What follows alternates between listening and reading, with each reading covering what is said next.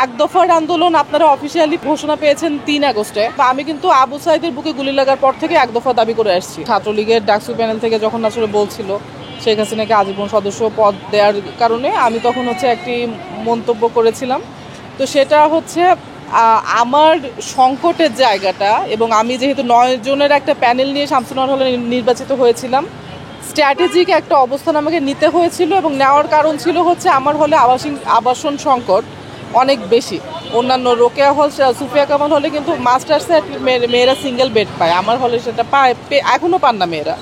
এবং আরেকটু আপনাদেরকে জানিয়ে রাখি, একনেকে 3বার আমাদের একটি 20তলা ভবনের অনুমোদন পাশ হওয়ার পরেও শেষ পর্যন্ত কার্যক্রমটি আমাদের হয় নাই।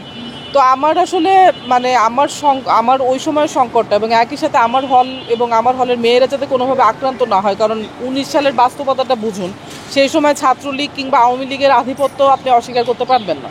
তো সেইখানে আমার তখন একটাই আমার কনসার্ন ছিল যে সবার আগে আমার হলের মেয়েদেরকে কিভাবে আমি একটু ভালো রাখতে পারবো, আমার দায়িত্ব কিভাবে আমি স্মুথলি পালন করতে পারবো, সেই জায়গা থেকে আমি একটি স্ট্র্যাটেজিক অবস্থান নিয়েছিলাম। এবং একই সাথে এটাও সত্য, এক দফার আন্দোলন আপনারা অফিসিয়ালি ঘোষণা পেয়েছেন 3 আগস্টে গত বছরে, কিন্তু আমি কিন্তু আবু সাইদের বুকে গুলি লাগার পর থেকে এক দফা দাবি করে আসছি।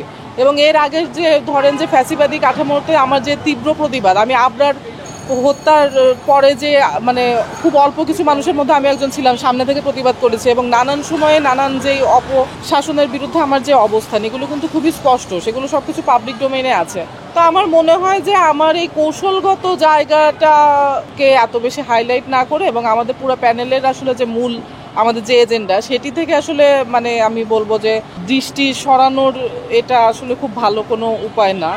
এবং যদি আসলেই এটা নিয়ে কনসার্ন জানানোর থাকতো, তাহলে তো এটা 7 বছর আগেই জানানো যেত। স্পেসিফিক্যালি গতকাল থেকে কেন এটা ক্যাম্পেইন করা হচ্ছে, বোঝাই যাচ্ছে এটার একটা আলাদা উদ্দেশ্য আছে।